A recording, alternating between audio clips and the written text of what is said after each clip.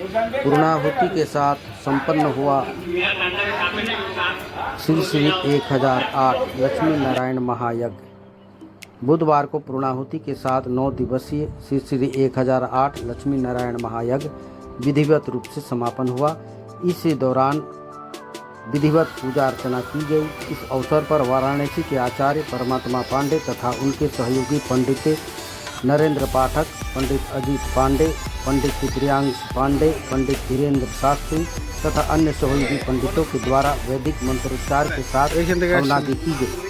साथ ही लक्ष्मी नारायण की विधिवत पूजा अर्चना की गई। इस अवसर प्रातः 8 बजे से ही यज्ञ मंडप परिसर में श्रद्धालुओं की भीड़ परिक्रमा को लेकर देखी गई। दूरदराज से काफ़ी संख्या में भक्तजन हवन आदि में शामिल हुए और यज्ञ मंडप की परिक्रमा कर पुण्य बटोरे।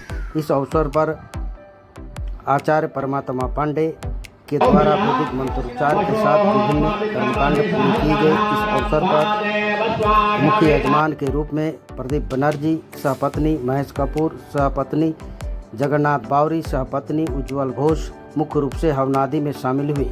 इस दौरान बनारस के आचार्य परमात्मा पांडे ने कहा कि आज मंडप के आवाहित देवता का पूजन किया गया। इसके पश्चात आवाहित देवताओं का हवन, सुष्कृत आहुति, 10 दिक्पाल, क्षेत्रपाल, बलिदान, 10 दिक्पाल आदि देवताओं का वसुधरा के साथ पूर्णाहुति की गई। मौके पर उप प्रमुख समरमाजी विश्वसूत्री अध्यक्ष उज्ज्वल भट्टाचार्य उन्होंने कहा कि इस प्रकार के अनुष्ठान से सामाजिक सौहार्द का वातावरण कायम रहता है, लोगों में सद्भावना बनी रहती है। इस अवसर पर वाराणसी के आचार्य परमात्मा पांडे के द्वारा विधि विधान पूर्वक हवनादि कर्मकांड संपन्न कराए गए। इस अवसर पर उप प्रमुख समरमाजी विश्वसूत्री अध्यक्ष उज्ज्वल भट्टाचार्य, विश्वसूत्री सदस्य भवसिंधु लायक, राजू दास, दीपक मंडल, बबलू बनर्जी, वृंदावन मंडल, राजीव मंडल, संजीव मंडल सदस्य, विश्वसूत्री सदस्य भवसिंधु लायक, आशीष तिवारी, तपन तिवारी, गोपिन सोरेन आदि श्रद्धालु मौजूद थे।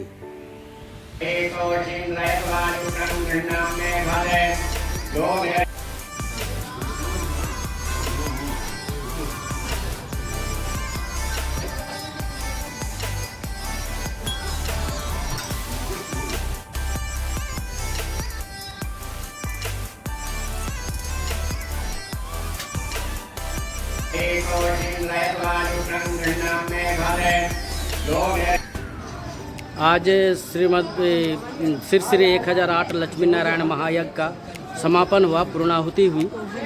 बाबा, इस दौरान क्या क्या कर्मकांड या धार्मिक अनुष्ठान विधि विधान किया गया मुख्य रूप से? हमारे कर्मकांड के में 2 मुख्य स्वरूप से, एक पूर्वांग है, एक उत्तरांग है। द पूर्वांग में और उत्तरांग में जो है सो आवाहित देवताओं का हवन, उसके बाद सुष्कृत आहुति, उसके पास पूर्णाहुति, उसके बाद बसोर धारा, उसके बाद लक्ष्मी नारायण का उत्तर पूजन, उसके बाद उनका देवताओं का विसर्जन, फिर जितने हमारे गांव के नगरवासी हैं उनके आशीर्वचन होता है और सबके कल्याण के लिए जैसे उनको आशीर्वाद दिया जाता है, मौली बांध करके प्रसाद वितरण किया जाता है। इस यज्ञ का मुख्य रूप से क्या महत्व हो सकता है? यज्ञ का महत्व है कि इससे जीव, इस सृष्टि के जगह चराचर जितने प्राणी हैं सबका इससे कल्याण होता है। यज्ञ से वृष्टि होती है, वृष्टि से अन्न उत्पन्न होता है, अन्न उत्पन्न से समाज के सभी प्राणियों का पालन पोषण होता है। ठीक है।